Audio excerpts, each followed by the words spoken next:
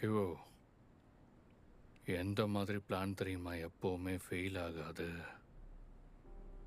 நம்ம பிளானே பண்ணாதப்பதான். No plan. ஏன்னு தெரியுமா?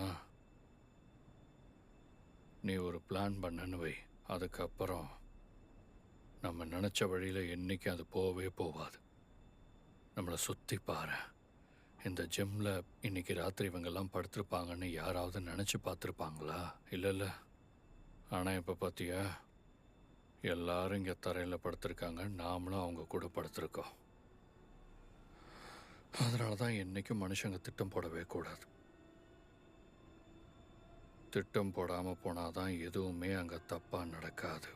அப்படி ஒரு வேளை நிலைமை நம்ம கையை மீறி போயிடுச்சுன்னா கூட அது ஒரு பெரிய பிரச்சனையாக நமக்கு இருக்காது.